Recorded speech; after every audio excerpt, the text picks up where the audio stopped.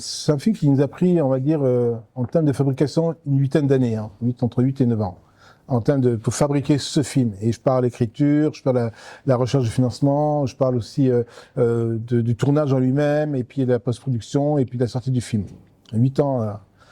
Et, et pendant ces 8 années que nous avons passées, on a travaillé sans relâche à essayer d'offrir aux spectateurs un film qui a, je dis avec beaucoup d'humilité, qui frise la perfection. Je dis parce que souvent on sait pas ce qu'on fait, on dit ouais c'est bien, c'est pas bien. Nous on sait très bien que le Fanon qu'on a donné est un Fanon exceptionnel.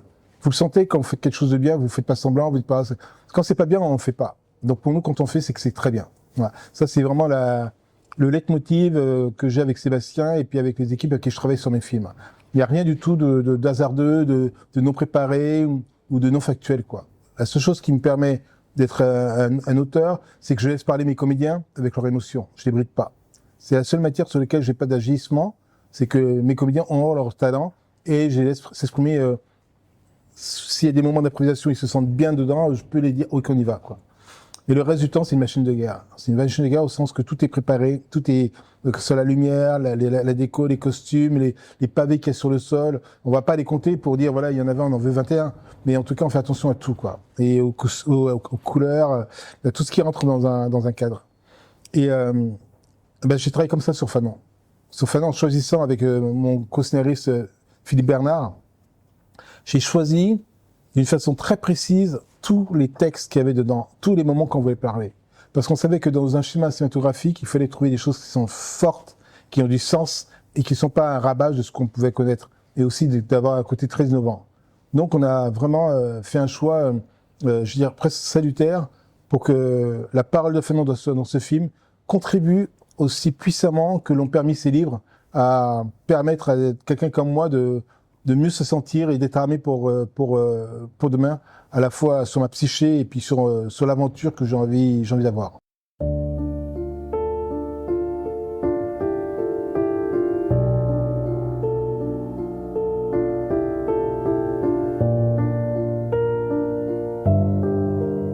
Le lien qu'on peut faire directement sur les 25 ans de la Taubira, c'est que Fanon est un enfant de la révolte des esclaves. Fanon, c'est un Martiniquais qui n'a jamais supporté d'une façon l'injustice. Donc je pense que si cette loi existe, c'est pour rappeler qu'aucun être sur Terre n'a le droit de dénier son voisin. Et le mot des jonchés, de gens qui se sont révoltés contre ça. Et je parle pas que des leaders iconiques que nous connaissons, mais de tous ces petits gens qu'on ne voit pas, qu'on ne sait pas, qui sont mis entre une injustice. Et Fanon est la partie visible de l'iceberg. Voilà comment j'essaie de faire le lien entre la date anniversaire de la Taubira et le fait que nous avons pu sortir Fanon le 2 avril 25.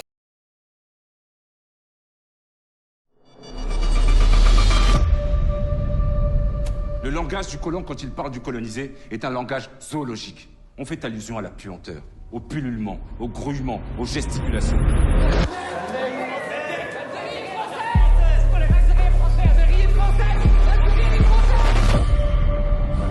Ce qui est intéressant, en tout cas, dans le travail, je parle vraiment du travail qu'on a pu faire, c'est que je pense que j'aurais jamais pu faire Fanon si Chapa, dès sa lecture, sa première lecture, je l'avais pas lu comme quelqu'un, comme un psychiatre, parce que c'est ça, Fanon. Fanon, c'est un psychiatre qui vous écrit un livre et vous devez le lire avec tout ce qu'il a à vous dire en tant que médecin psychiatre.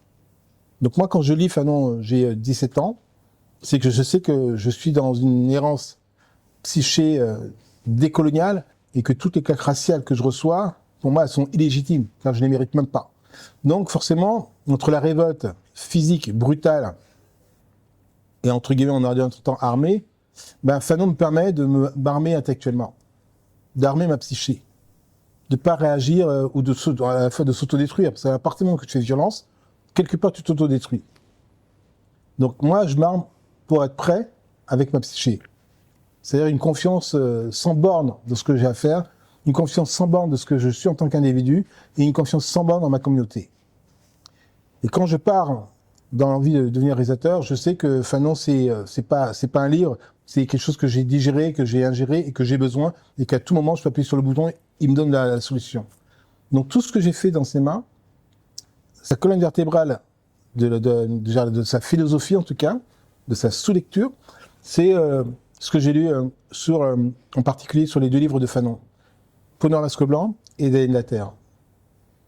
Ce sont pour moi les 2 livres fondamentaux qui m'ont permis de me construire et d'éveiller aussi une conscience qui après s'est dirigée un peu plus loin sur des leaders afro-américains et aussi sur des histoires, en tout cas où l'esprit d'injustice des coloniales devait se manifester.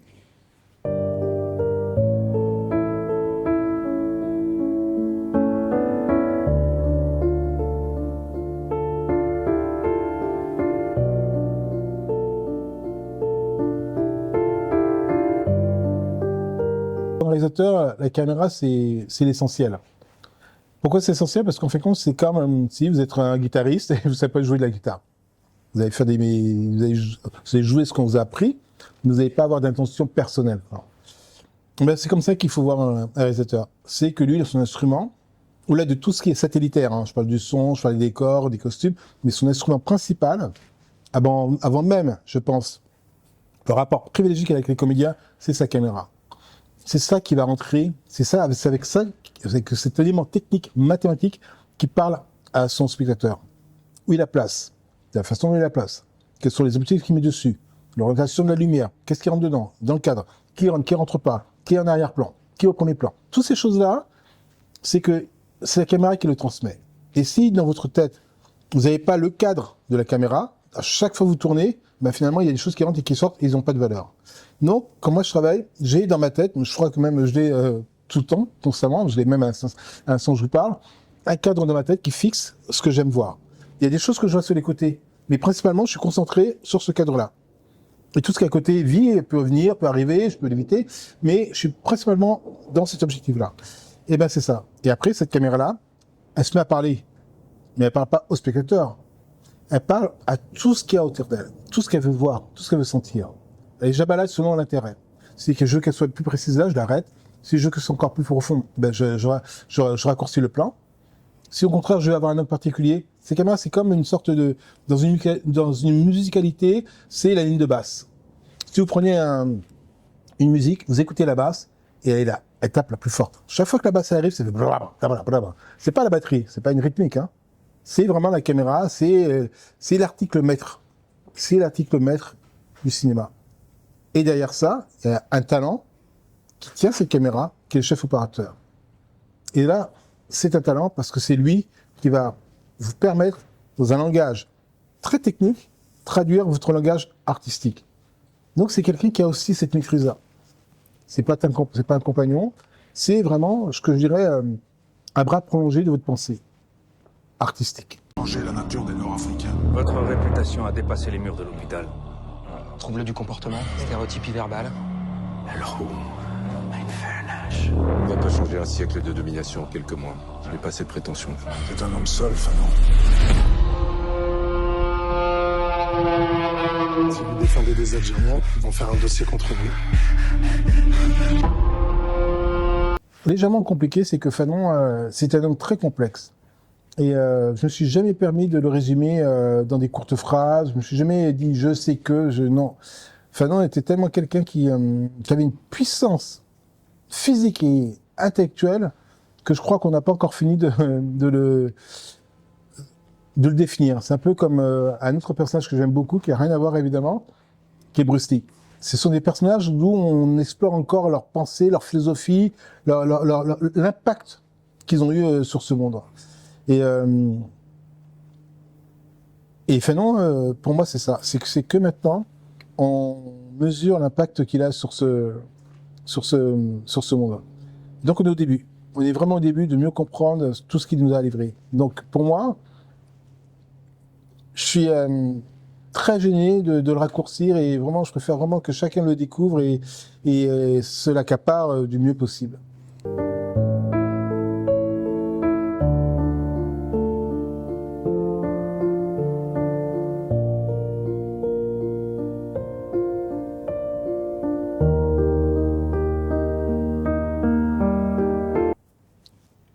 je dirais que ça résonne de différentes façons. La première, c'est que je suis quelqu'un qui est arrivé en France à l'âge de 6 ans, donc avec une rupture violente sur son territoire, sur sa culture, et jeté dans une sorte de grand cirque où on était juste des gens sur lesquels on avait passé des frustrations.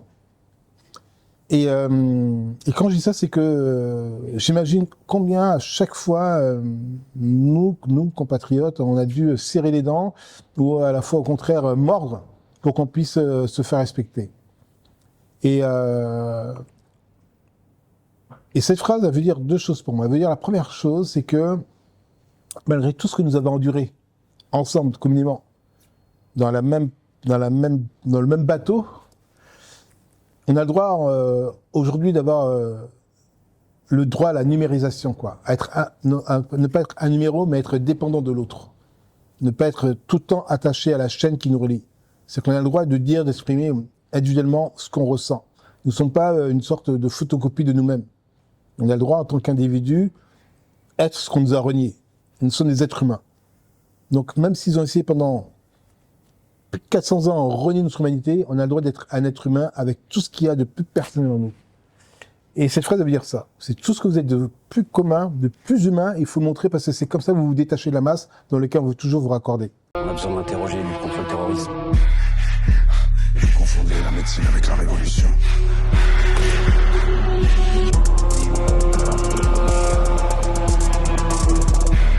Ce qui est très intéressant dans toutes les recherches qu'on a fait, c'est que il y a énormément de documents, d'informations et de secrets défense sur le parcours de François Fanon. Il y a beaucoup de dossiers encore classifiés qui n'ont pas été encore exhumés sur François Fanon quand il était suivi par les DST, tout etc. Et il y a une chose qui m'a frappé tout de suite, c'est le manque d'informations sur sa femme, sur Josie. Très présente dans l'équilibre de François Fanon, à la fois dans son travail, en tant que mère, en tant que militante, journaliste, photographe. Et je dis, mais elle a que ça comme information dans le combat qu'ils ont mené ensemble. Et pour moi, c'était la première injustice. Et je ne parle pas de féministes, je pense que c'était la première injustice de vouloir disqualifier une femme, parce qu'elle est femme, pour je ne sais pas quelle époque, enfin, je pense que c'est l'époque qu'il voulait évidemment, mais pour moi, elle avait vraiment une place historique. Donc du coup, avec Philippe, on a vraiment travaillé, et en recoupant toutes les informations, il y a aussi les informations qu'on avait de la part de son fils Olivier, et aussi de tous les antagonistes qui l'ont croisé, et je pense aussi à Ali Cherki, de reconstruire aussi le rapport qu'ils avaient. Pour moi, c'était le rapport humain qui faisait que si on y arrivait dans l'écriture, Fanon prenait aussi un angle que rarement on avait pris depuis plus de 40 ans, quoi. L'angle nouveau qu'on a proposé avec ce film, c'est de chercher son humanité pour encore en mieux déclassifier toute la partie où on a essayé de le disqualifier et de rendre vraiment à Fanon ce génie, ce génie du XXe siècle, parce que c'est un être humain et un être brillant hors norme.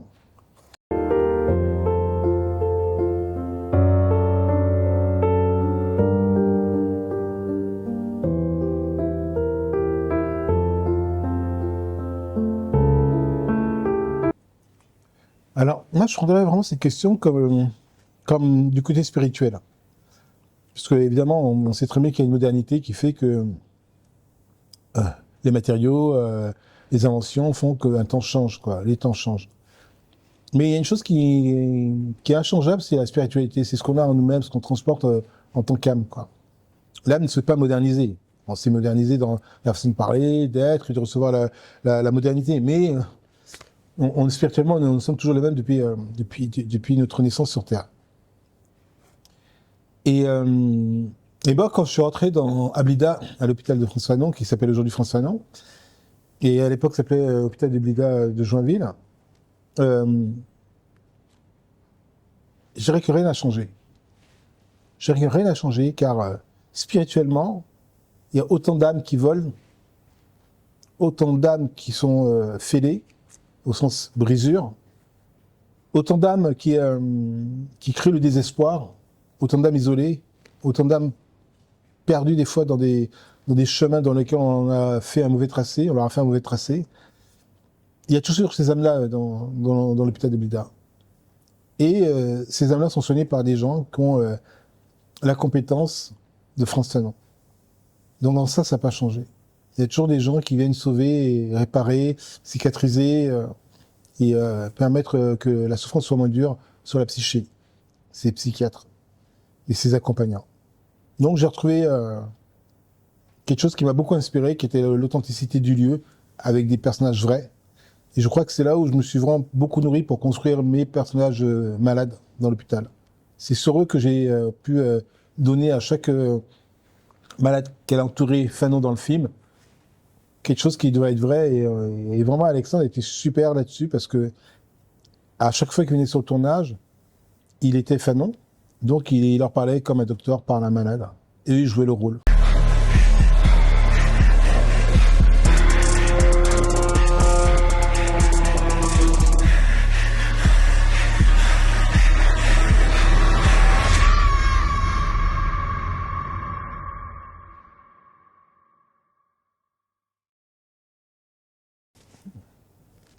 Je dirais que ce qui est vrai, hein, alors s'il y a un exutoire, c'est vraiment un exutoire cinématographique. Voilà.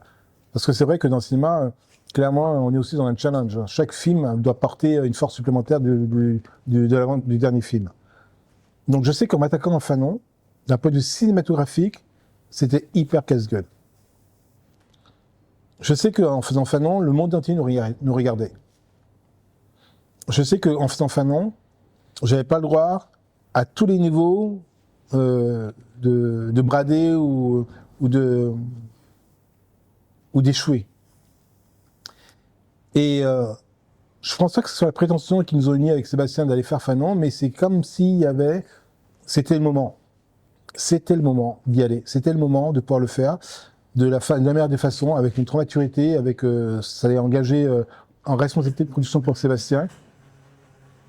Il y a autre chose, dans le même sens de l'exutoire. Hein. Je pense aussi que c'était pour moi offrir d'une façon exutoire à tout un pan de la société un outil dans lequel on sentait qu'il manquait. Un outil cinématographique. Quelque chose qui manquait dans les mains pour pouvoir dire, voilà, ça fait 20 ans, 30 ans que je lutte, et maintenant il y a une sorte d'inversement des valeurs, et que, non, la réalité elle est là, factuellement. Et Fanon, voilà. Donc Fanon, on l'a construit vraiment 8 ans avant, en réfléchissant à ce que l'impact qu'il allait avoir au moment où on allait déposer dans les salles.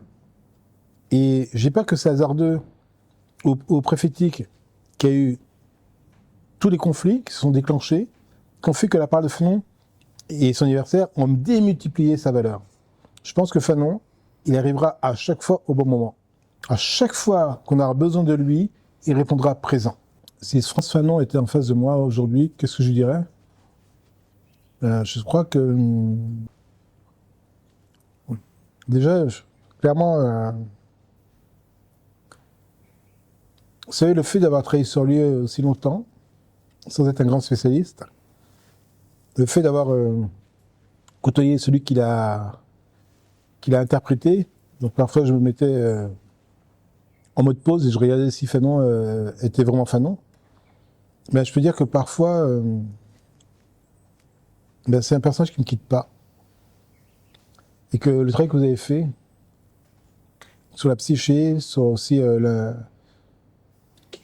la façon dont vous avez pu théoriser l'impact que la colonisation avait sur le comportement systémique des deux côtés, du colonisé et du colon,